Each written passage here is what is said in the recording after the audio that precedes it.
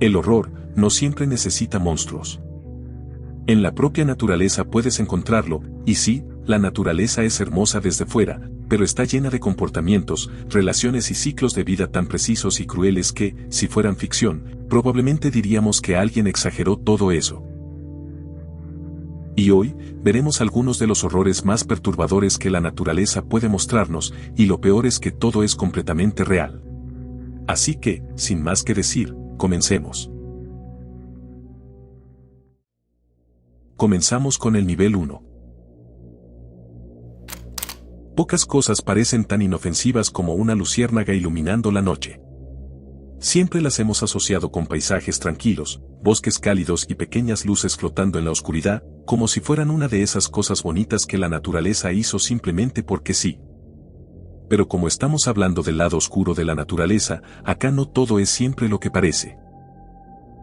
Dentro del mundo de las luciérnagas existe un género conocido como Poturis, y algunas de sus hembras tienen una estrategia tan retorcida, que los científicos llegaron a llamarlas las femme fatale de las luciérnagas.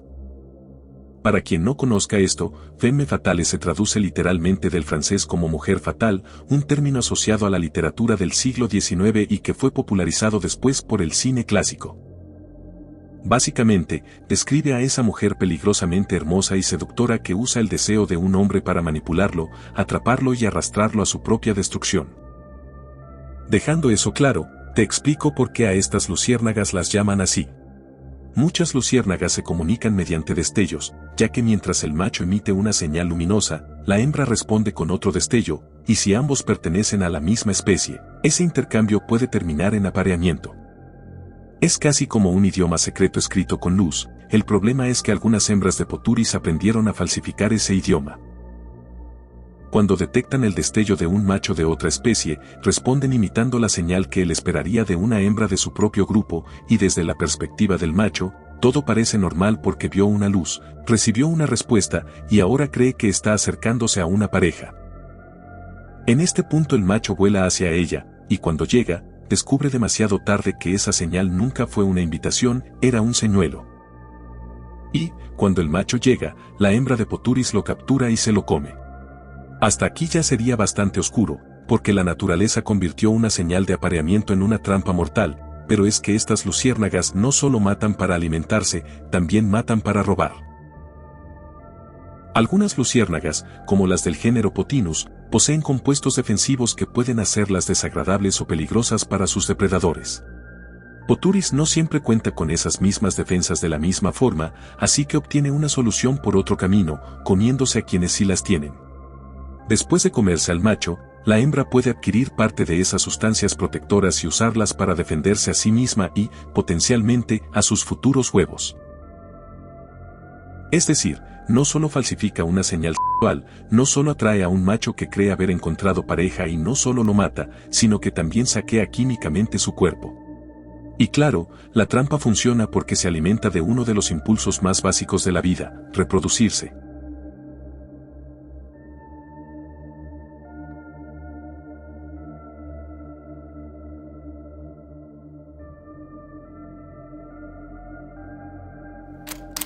Si de hablar de comerse a los machos se trata, por supuesto la mantis religiosa no podía quedar fuera de acá. Pero ojo, porque esto no solo se trata de que la hembra se come al macho y ya, la parte realmente inquietante de eso es que en algunas mantis, el apareamiento puede convertirse en una especie de ruleta rusa biológica. El macho se acerca a la hembra porque necesita reproducirse, pero al mismo tiempo se está acercando a un depredador. Y no a cualquier depredador. La mantis tiene esas patas delanteras dobladas que parecen una postura de oración, patas diseñadas para atrapar presas, sujetarlas y no dejarlas escapar. Por eso el macho no puede simplemente llegar como si nada. En muchas especies, el acercamiento debe ser cuidadoso y lento, casi calculado, porque cualquier movimiento en falso puede hacer que la hembra deje de verlo como pareja y empiece a verlo como comida. Y sí, el canibalismo sexual en mantis existe, pero a diferencia de lo que muchos dicen, no ocurre siempre. O sea, no es un ritual obligatorio, ni significa que todas las hembras maten al macho cada vez que se aparean. Eso depende de la especie, del hambre de la hembra, del contexto y de las condiciones del encuentro. pero cuando ocurre, la escena es tan brutal como parece, porque la hembra puede atrapar al macho con sus patas delanteras y empezar a devorarlo durante o después del apareamiento. Y lo más perturbador es que, en algunos casos, incluso si el macho pierde la cabeza, su cuerpo puede seguir ejecutando parte del acto reproductivo. Esto no significa que la hembra lo decapite a propósito para mejorar el apareamiento. Lo que ocurre es que, en los insectos, el sistema nervioso está organizado de otra manera y ciertos movimientos pueden ser coordinados por ganglios fuera de la cabeza, como los del abdomen, sin depender por completo del cerebro. En el caso de la mantis, ciertos movimientos reproductivos pueden estar coordinados por ganglios del abdomen, mientras que centros nerviosos de la cabeza ejercen una especie de freno sobre esos circuitos. Pero cuando la cabeza desaparece, ese freno también se va, y entonces el cuerpo puede seguir actuando. Así que, por unos instantes, el macho deja de parecer un individuo completo y se convierte en un cuerpo que sigue moviéndose, incluso mientras está siendo devorado. Y no se trata de odio ni de crueldad consciente, es solo una lógica natural llevada hasta un punto realmente incómodo. Para el macho, esa hembra puede ser su única oportunidad de perpetuar sus genes, pero para ella, ese mismo macho puede ser una pareja, un almuerzo lleno de proteínas, o ambas cosas al mismo tiempo.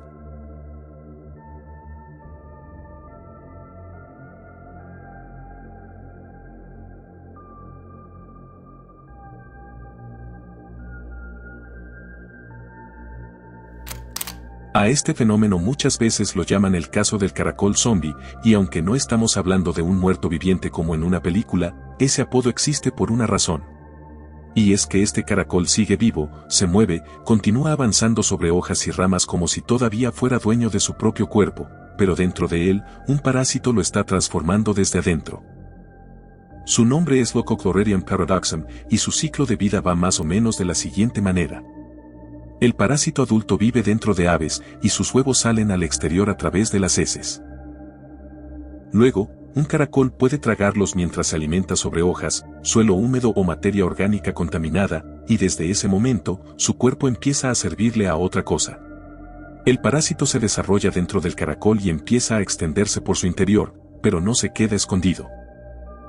Con el tiempo, avanza hasta sus tentáculos, y ahí el cuerpo del caracol empieza a cambiar porque los tentáculos se hinchan, se llenan de franjas verdes, oscuras y amarillentas que comienzan a pulsar, y no una vez cada tanto, sino decenas de veces por minuto como si hubiera algo latiendo dentro. A simple vista, ya no parecen los tentáculos de un caracol, parecen gusanos, como algo blando, brillante y fácil de comer si fueses un ave. Y esa es exactamente la idea, porque el siguiente huésped que necesita el parásito no es otro caracol, es un ave. Así que el parásito no solo se esconde dentro de su víctima, sino que la rediseña, convirtiendo una parte de su cuerpo en una carnada viva hecha para llamar la atención de los pájaros. Con los caracoles sanos pasa que suelen evitar la luz intensa y los lugares demasiado expuestos, porque para un animal húmedo y lento, quedarse al descubierto puede ser una sentencia. Pero cuando están infectados, este parásito hace que suban más, se expongan más y terminen en zonas más iluminadas, básicamente en un peligro mucho mayor de ser comidos. Y por eso el apodo de caracol zombie, no porque el caracol esté muerto, sino porque sigue vivo, pero su cuerpo empieza a tomar decisiones que ya no parecen hechas para salvarlo a él. Sus tentáculos ya no solo sirven para explorar el mundo, ahora también sirven para llamar al depredador correcto, y si un ave ve esos colores palpitando entre las hojas, puede acercarse y picotear justo donde el parásito quiere. Algo aún más perturbador de esto es que no siempre necesita comerse al caracol entero, a veces basta con arrancar la parte transformada porque ahí está todo lo que necesita que el ave coma. Y si el caracol sobrevive, eso no significa que haya escapado, porque la infección puede seguir dentro de su cuerpo, y otro de sus tentáculos puede terminar convertido en una nueva señal palpitante. Al final, cuando el parásito llega al ave, madura en su interior, produce nuevos huevos, otro caracol lo come y este ciclo horroroso vuelve a empezar.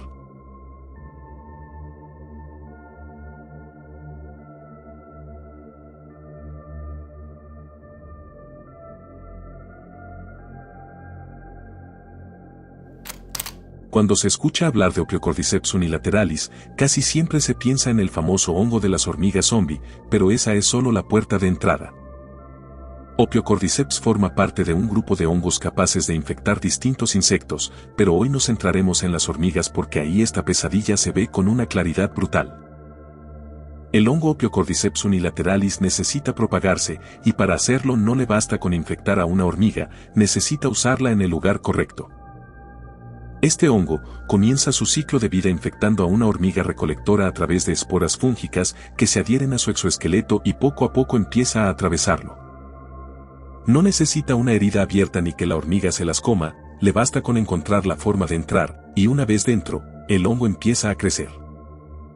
Al igual que en las leyendas de zombies, existe un periodo de incubación durante el cual las hormigas infectadas parecen perfectamente normales, y siguen con sus actividades sin que la colonia las aparte ni las trate como una amenaza evidente. Pero su cuerpo ya no está vacío, algo está avanzando por dentro y cuando la infección progresa, la hormiga empieza a cambiar, y para el hongo, ese cambio es crucial. En una colonia de hormigas, un cadáver infectado no duraría mucho en paz, porque las hormigas limpian, retiran cuerpos y reaccionan ante amenazas que puedan poner en riesgo al grupo. Así que morir dentro del nido sería un mal negocio para el hongo, este necesita que la hormiga salga antes de convertirse en cadáver, y eso es lo que empieza a pasar. La infección puede hacer que la hormiga empiece a actuar de forma errática, se separe de sus rutas normales y termine lejos de la colonia, en algún punto donde su cuerpo pueda quedarse fijo y el hongo pueda usarlo. Es en este punto donde ocurre la famosa mordida de la muerte, y es cuando la hormiga infectada se aferra a una superficie vegetal y muerde con fuerza, a veces una hoja o a veces una rama, pero el resultado es el mismo, queda anclada con las mandíbulas cerradas sobre el lugar donde va a morir. Y por si fuera poco, para ese momento los músculos de sus mandíbulas están invadidos y dañados, pero también quedan hipercontraídos, manteniendo la mordida cerrada incluso después de la muerte. Primero la lleva al sitio, luego la deja fija haciendo que su boca se vuelva un candado con la superficie, y después la mata. Se solía pensar que el hongo simplemente invadía el cerebro de la hormiga y la manejaba desde ahí, como si fuera una marioneta. Pero en algunos estudios los investigadores encontraron que el hongo podía extenderse por el cuerpo de la hormiga, rodear sus músculos y ocupar gran parte de su interior, mientras el cerebro permanecía físicamente intacto. O sea, no necesita devorarle el cerebro para convertirla en herramienta, la hormiga puede conservar su cerebro, mientras su cuerpo responde a otra cosa. Cuando finalmente muere y el cadáver queda colgado sujeto por esa mordida final, desde su cuerpo empiezan a crecer estructuras del hongo. Con el tiempo, un tallo puede salir desde la parte posterior de la cabeza o del cuello, convirtiendo el cadáver en una plataforma desde donde puede liberar sus esporas e infectar a nuevas hormigas. Y cuando el tallo sale de su cabeza, ya no queda una hormiga enferma, queda el lugar exacto donde el hongo quería estar para seguir con su ciclo.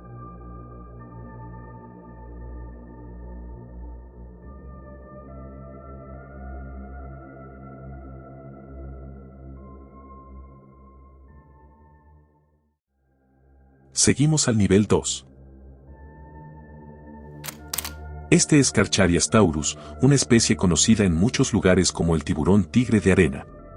Al comienzo de su gestación, una hembra puede llevar varios embriones desarrollándose dentro de cada uno de sus dos úteros, porque sí, tiene dos.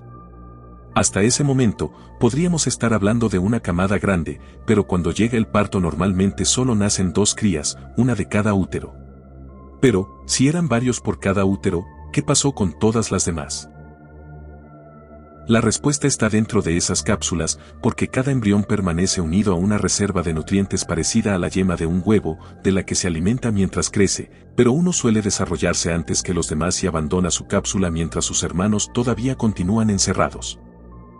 Cuando alcanza aproximadamente 10 centímetros, ya puede moverse dentro del útero y utilizar dientes completamente funcionales, aunque todavía le falten meses para nacer. Está encerrado en una cavidad junto a sus hermanos, algunos todavía envueltos dentro de sus cápsulas y otros mucho más pequeños que él, sin ningún lugar al que puedan escapar. Así que el embrión más desarrollado comienza a romper las cápsulas con los dientes, ataca a los pequeños cuerpos que encuentra dentro y llega a tragarse enteros a los embriones que ya habían comenzado a formarse. Y esto no es una reconstrucción hecha únicamente para explicar por qué desaparecen, ya que al examinar hembras embarazadas, los investigadores encontraron embriones perforados y cubiertos de marcas de dientes. De hecho, algunos todavía estaban enteros dentro de la garganta y el estómago de sus hermanos más desarrollados, una prueba directa de que la cacería ya había comenzado dentro del útero. Este proceso se conoce como canibalismo intrauterino o adelfofagia, que literalmente significa algo parecido a comerse al hermano. Después de devorar a sus hermanos, el superviviente no se queda sin alimento ya que, como parte normal de la gestación, los ovarios continúan liberando huevos no fertilizados que se acumulan dentro de los úteros. Estos huevos no contienen embriones, sino que sirven de alimento para las crías que ya abandonaron sus cápsulas. Pero como en cada útero solo queda uno, toda esa reserva termina como alimento para ellos, permitiéndoles seguir creciendo hasta alcanzar un tamaño cercano al metro de longitud. Y como la hembra posee 2 úteros, un embrión se come a sus hermanos en un lado, y el otro hace lo mismo en el otro lado, por lo que normalmente esos 2 son los únicos que llegan al parto.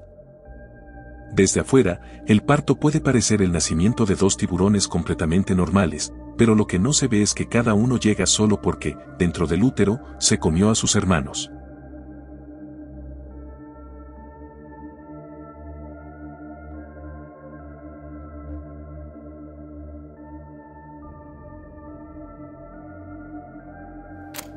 Una manada de leones puede parecer una familia estable, pero los machos adultos que la controlan no permanecen allí para siempre. Otros machos pueden formar coaliciones, básicamente alianzas que les permiten enfrentarse juntos a quienes ya ocupan ese lugar. Y cuando una de estas coaliciones llega, intenta derrotar a los machos residentes y, si lo consigue, puede matarlos o expulsarlos para tomar el control de la manada y obtener acceso a las hembras.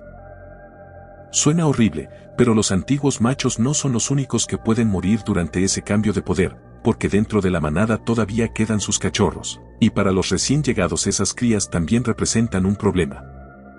Los cachorros todavía son completamente dependientes, ya que necesitan leche, protección y varios meses de crecimiento antes de poder sobrevivir por su cuenta. Así que cuando los machos desconocidos se acercan, las leonas no se quedan simplemente viendo, ellas intentan mantenerlos lejos.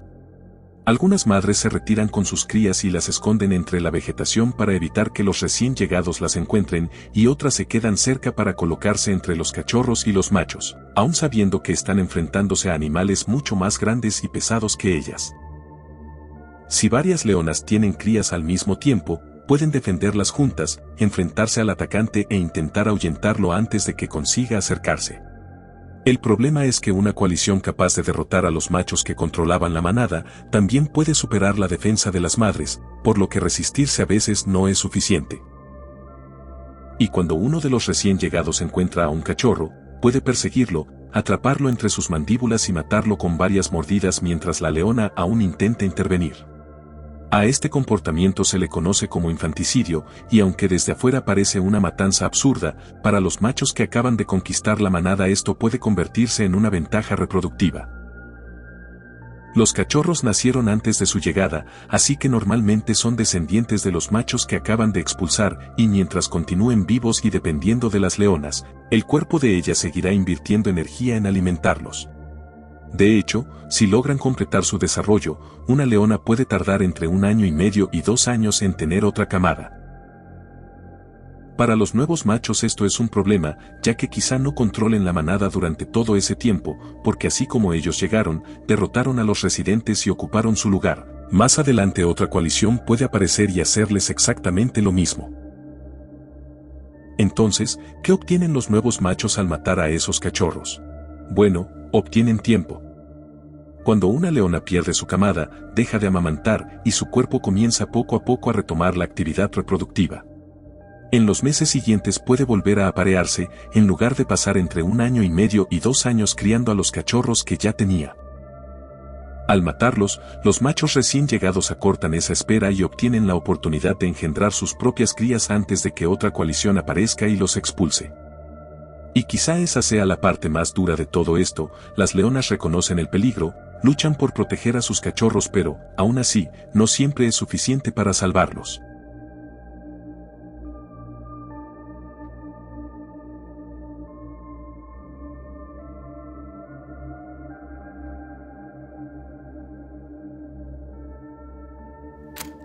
Una mariquita parece el último insecto que imaginarías en un video como este. Es pequeña, colorida y tierna, pero Dinocampus coccinellae la convierte en algo muy distinto. Dinocampus coccinellae es una avispa parasitoide, lo que significa que sus larvas crecen alimentándose del cuerpo de otro animal, en este caso, una mariquita. La hembra busca introduce un huevo dentro de su cuerpo y después se marcha. Después del ataque, la mariquita continúa con su vida, camina, se alimenta y parece normal, pero lleva una bomba de tiempo en el interior porque pocos días después el huevo se abre, y la larva comienza a devorarla por dentro. No la mata de inmediato, porque necesita que la maquinaria biológica de la mariquita siga funcionando hasta que llegue el momento de salir, y cuando la larva termina de crecer, perfora la zona abdominal de la mariquita y emerge al exterior. Hasta aquí, la mariquita ya fue refugio, alimento y puerta de salida, pero el parásito todavía quiere sacarle un último provecho. La larva se arrastra justo debajo de ella y comienza a tejer un capullo entre sus patas, y cualquiera pensaría que la mariquita aprovecharía para huir, pero no lo hace. Se queda encima del capullo, viva, pero con el cuerpo sufriendo espasmos y sin poder caminar. Y no está ahí porque la larva le haya amarrado las patas con seda, es otra cosa, y por eso surge una pregunta extraña. Si la larva ya salió y está encerrada en su capullo, ¿qué es lo que continúa manteniendo paralizada a la mariquita? La respuesta apunta a un tercer participante en este crimen, un virus llamado Dinocampus coccinellae paralysis. Este virus viaja junto a la avispa, y los investigadores descubrieron que es capaz de multiplicarse en los ganglios cerebrales de la mariquita, una parte fundamental de su sistema nervioso. Su actividad coincide con la destrucción del tejido nervioso, lo que convierte a este virus en el principal sospechoso de sabotear el cerebro de la víctima, congelándola sobre el capullo mientras la avispa termina de madurar. Sin embargo, la parálisis no es total. La mariquita todavía puede temblar, sacudirse y sufrir pequeños espasmos mecánicos cuando algo se le acerca. Y esos movimientos, que parecen los últimos rastros de un cuerpo dañado, terminan siendo la salvación de la avispa porque si un depredador intenta comerse el capullo, la mariquita sacude el cuerpo encima de él interrumpiendo el ataque. Los científicos llaman a esto manipulación de guardaespaldas, y para comprobarlo, compararon capullos completamente solos, otros cubiertos por mariquitas muertas y otros protegidos por víctimas vivas, y los resultados fueron claros, los que tenían una mariquita viva sufrían menos ataques. Un cadáver conserva los colores de advertencia, pero un escudo vivo añade algo mejor, espasmos mecánicos ante cualquier amenaza. Al final, la larva no solo se alimenta de ella, se esconde debajo de su caparazón y deja que un virus sabotee su sistema nervioso para convertir a su propia víctima en el guardaespaldas de su cuna.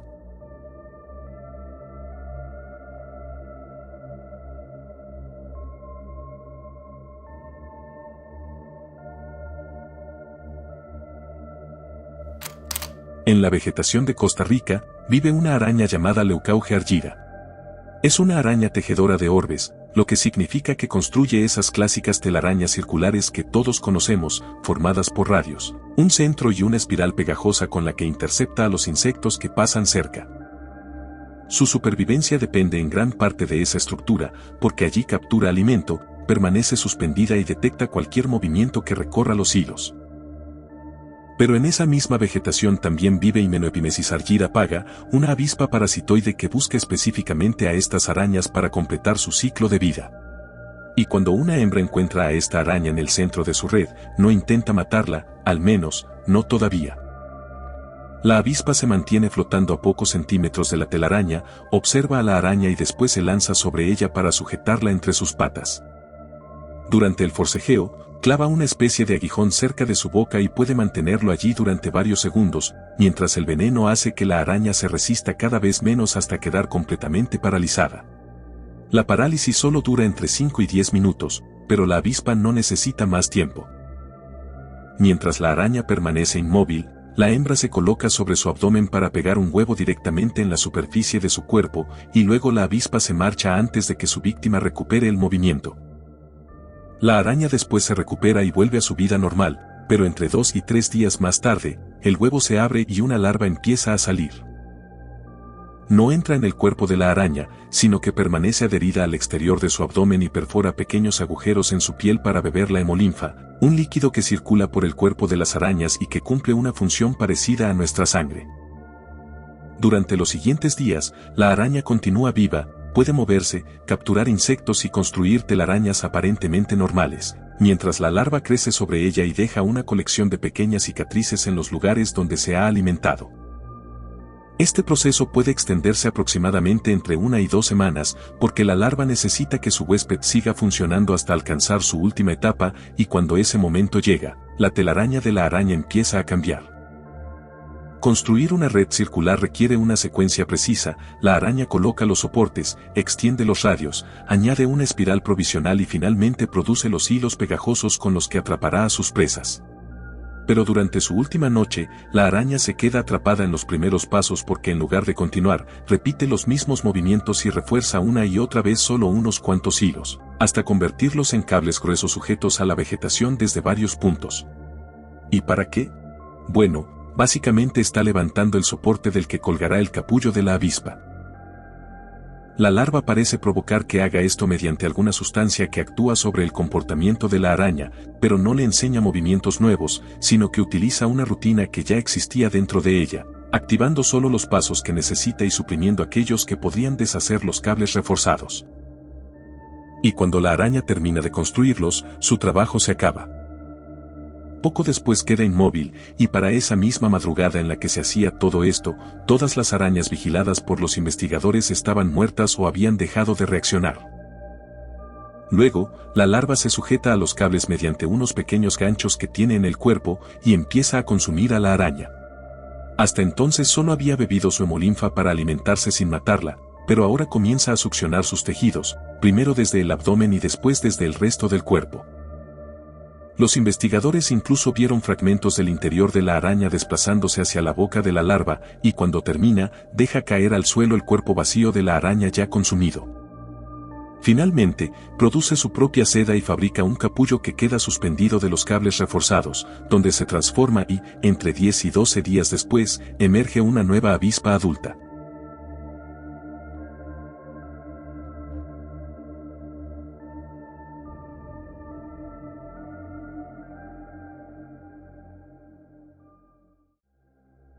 Continuamos al nivel 3. Si alguna vez has intentado acercarte a una cucaracha, probablemente sabes lo difícil que es sorprenderla. Pueden detectar pequeños movimientos y corrientes de aire, cambiar de dirección en un instante y desaparecer antes de que apenas hayas reaccionado. Huir es, básicamente, una de las cosas que mejor saben hacer, y para Ampulex Compressa, justamente ahí está el problema. Ampulex Compressa es una avispa de color verde metálico que necesita a una cucaracha americana para alimentar a cada una de sus crías, pero esta es demasiado grande y pesada para cargarla hasta su nido.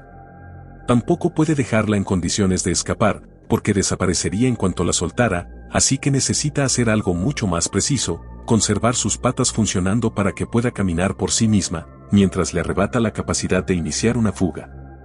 Y para conseguirlo, hace lo siguiente. Cuando encuentra una cucaracha, la avispa se lanza sobre ella y clava el aguijón en la parte del tórax para inyectarle un veneno que paraliza temporalmente sus patas delanteras, por lo que durante los siguientes minutos, la cucaracha pierde buena parte de su capacidad para defenderse. Luego, la avispa aprovecha ese momento para introducir el aguijón por la membrana blanda del cuello y moverlo dentro de la cabeza, hasta encontrar 2 puntos muy concretos de su sistema nervioso, entre ellos el cerebro, y cuando los encuentra, inyecta una segunda dosis. Esta vez el objetivo no es paralizar sus patas, sino alterar la respuesta que normalmente hace que una cucaracha empiece a correr cuando detecta peligro. Poco después, el efecto de la primera picadura desaparece y las patas vuelven a funcionar, así que la cucaracha puede levantarse, caminar e incluso correr si recibe un estímulo suficientemente fuerte, pero ya no intenta escapar por sí sola ni mantiene el esfuerzo durante mucho tiempo, porque el veneno básicamente le arrebata ese impulso de hacerlo. Luego, la avispa muerde las 2 antenas hasta cortarlas y acerca la boca a los extremos que quedaron unidos a la cabeza para beber la hemolinfa que brota de ellos, ese líquido que cumple una función parecida a nuestra sangre. Cuando termina, agarra uno de esos restos de antena y comienza a jalarlo, por lo que la cucaracha responde caminando detrás de ella. Y así, la avispa puede conducir a un animal mucho más grande hasta una pequeña cavidad, sin necesidad de cargarlo ni arrastrarlo inconsciente, lo lleva caminando, sujetándolo por el resto de una antena como si fuera una correa.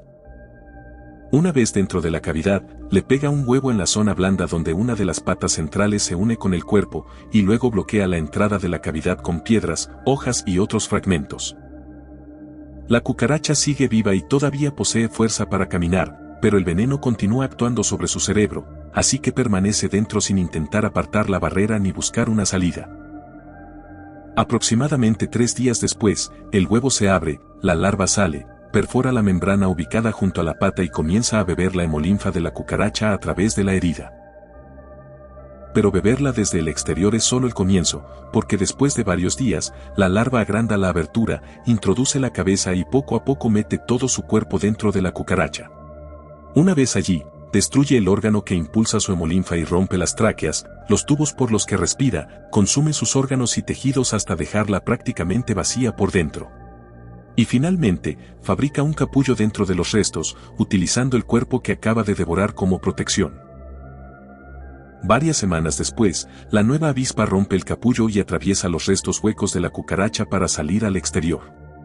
Al final, la avispa no necesitó cargar a una presa mucho más pesada que ella, le bastó con alterar su cerebro y dejar que la propia cucaracha caminara hasta el agujero donde su cría terminaría vaciándola por dentro.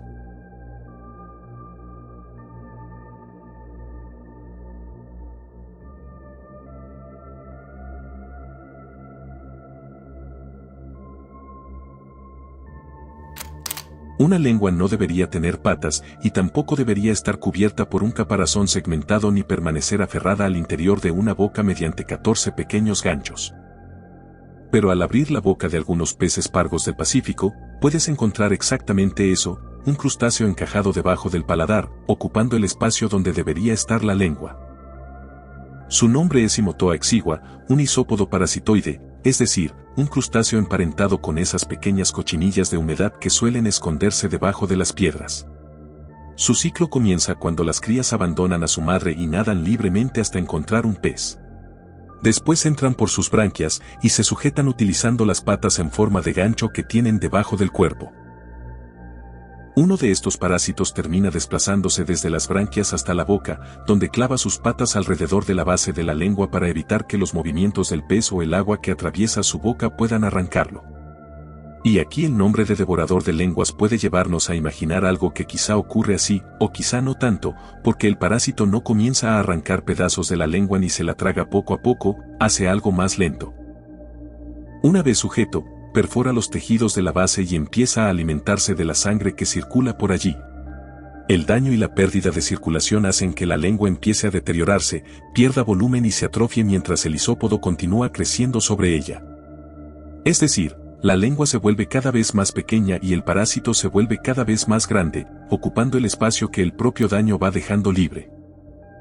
Este proceso puede destruir más del 90% de su lengua y al final solo queda un pequeño muñón cerca de la base, mientras el parásito utiliza sus patas para sujetarse firmemente a ese resto. Su cuerpo queda encajado debajo del paladar, en la misma posición que antes ocupaba la lengua, y lo más extraño es que el pez no necesariamente muere porque aunque ha perdido prácticamente toda la lengua, todavía puede respirar e incluso continuar alimentándose. La desaparición de la lengua no marca el final de la infección, porque si Himotoa exigua no se marcha después de destruirla, este se queda dentro de la boca, crece y permanece allí mientras el pez continúa nadando, cazando y tratando de alimentarse. Así que, funcione realmente como una nueva lengua o simplemente ocupe el espacio que dejó la original, lo cierto es que resulta perturbador pensar que un parásito pueda hacer desaparecer una parte del cuerpo de su huésped, y después se quede a vivir ahí en su lugar, como si nada.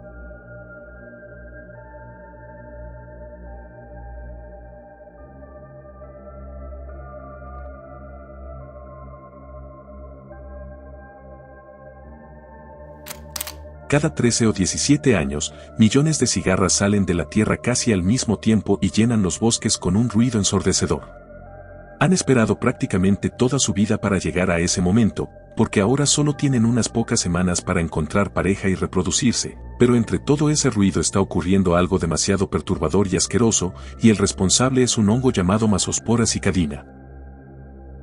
Este hongo infecta específicamente a las cigarras periódicas y su ciclo comienza con unas esporas resistentes que permanecen en el suelo desde la aparición de una generación anterior. Cuando las cigarras todavía inmaduras excavan hacia la superficie, algunas esporas pueden entrar en contacto con ellas y la infección arranca en silencio. Al principio todo parece normal, la cigarra vuela y hace su vida, pero por dentro la infección ya está avanzando y con los días, el hongo comienza a extenderse por la parte trasera del abdomen. Allí, destruye tejidos, invade la parte final del aparato digestivo y reemplaza gran parte de los órganos reproductores. La infección también destruye las paredes que sostienen los últimos segmentos, hasta que estos se fracturan y terminan desprendiéndose junto con los genitales de la cigarra. En el lugar que ocupaba la parte perdida del abdomen, lo que queda expuesto es una masa blanca y polvorienta hecha de puro hongo y millones de esporas. Visualmente, es como si hubieran borrado el final del insecto y hubieran rellenado el hueco con tiza húmeda, pero lo escalofriante es que la cigarra no cae muerta por eso. Aunque está mutilada y completamente estéril, sus patas, sus alas y gran parte de los órganos ubicados más adelante todavía pueden funcionar, así que el insecto continúa caminando y volando, dejando caer un rastro de polvo infeccioso con cada movimiento. Y claro, ¿recuerdas cuál es el principal motivo por el que salieron a la superficie? Exactamente, reproducirse, y por eso el apareamiento termina convertido en una herramienta para el hongo. En el mundo de las cigarras, los machos cantan y las hembras responden batiendo las alas para invitarlos a acercarse. Los machos infectados siguen cantando para atraer hembras, pero además, empiezan a imitar ese movimiento de alas que normalmente realizan las hembras receptivas. Este engaño es sumamente efectivo, porque una hembra sana se acerca al macho infectado atraída por su canto, pero a la vez, un macho sano se acerca a él creyendo que es una hembra receptiva. Y cuando intentan el apareamiento, entran en contacto directo con la masa blanca que sobresale del abdomen mutilado, y las esporas pueden adherirse a ellos. Después de pasar 13 o 17 años bajo tierra para alcanzar unas pocas semanas de vida adulta, la cigarra termina estéril, mutilada y todavía intentando aparearse. Y cada intento ayuda a propagar las esporas expuestas donde antes estaban sus genitales, llevando la infección a otras cigarras y más adelante, esas nuevas infecciones producen esporas resistentes que caen al suelo y esperan a la siguiente generación.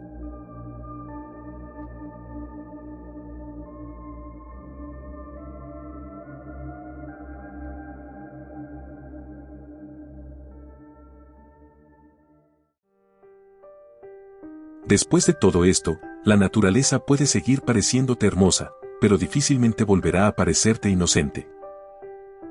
Espero que te haya gustado la temática de esta entrega, y si fue así, agradecería mucho si dejas tu pulgar arriba y comentas algo. Por acá subimos video cada semana, así que si te gustó y no quieres perderte próximas entregas, te invito a suscribirte y activar la campanita, para que YouTube te avise cada vez que subamos nuevo contenido. Desde acá le enviamos un agradecimiento especial a la maravillosa Tomoyo, quien realizó las espectaculares miniaturas que viste en este video. Muchas gracias por llegar al final, espero te haya perturbado. Nos vemos luego con un próximo video, esto fue El Laberinto del Misterio, hasta pronto.